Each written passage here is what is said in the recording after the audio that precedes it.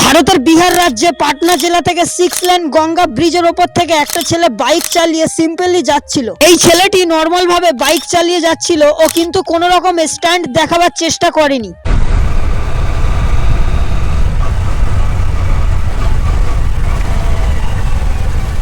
ছেলেটি একজন রাইডার, ছেলেটার কাছে একটা গোপ্রো ক্যামেরা রয়েছে, আর ওই গোপ্রো ক্যামেরা থেকে ভিডিওটা শুট হচ্ছে। মাঝ রাস্তায় এই ছেলেটিকে দুজন পুলিশ দাঁড় করায় এবং এই পুলিশ দুটো খুব খারাপ ব্যবহার করে ওই ছেলেটার সাথে এবং মা বাবা তুলে গালিগালাজ করে। तमाचा खींच के साला मारेंगे, तमाचा खींच के। हेलमेट खोलो, हेलमेट खोलो। भाग नहीं रहा था। हेलमेट खोलो, बोलिए ना। बहन चोद हेलमेट खोलो, मारेंगे माधर चोद। हेलमेट खोलो ना, ला इसको खोल रहा है सर। ये क्यों इससे सर ये टूट जाएगा सर। महंगा है सर। अरे खोलो ना अच्छा ठीक है, हम खोल दे रहे हैं। लाइव चला रहा था। एक्सप्लोर करते हैं जगह जितना रहता है। अरे बहन चो तो क्या कर रहा हम यहाँ पे क्यों ऐसा किया है? এবার আপনারাই দেখুন এই দুজন পুলিশ অফিসার এই ছেলেটির সাথে কিভাবে বাজে ব্যবহার করেছে।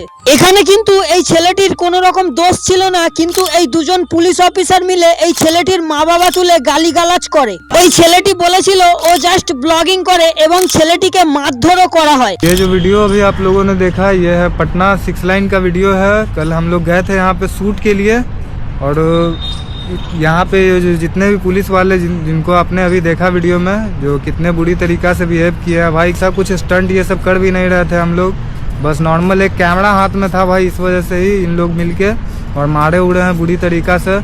जितने भी राइडर भाई लोग वीडियो को देख रहे हो भाई, जितना ज़्यादा से ज़्यादा शेयर करो वीडियो को।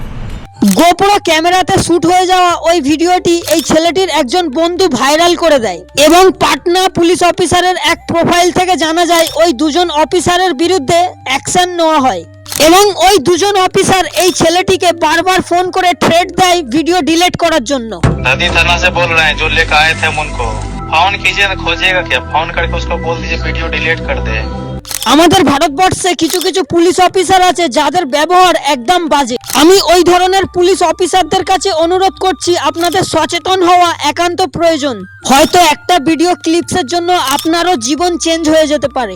গাইস, আমি আপনাদের ক্ষেত্রে একটা কথা বলতে চাই, আপনাদের যদি রাস্তাঘাটে কোনো পুলিশ অফিসার বিনা কারণে মারধর গালিগালাজ করে, তাহলে আপনিও এইভাবে ভিডিও করে সোশ্যাল মিডিয়াতে পোস্ট করে দিতে পারেন।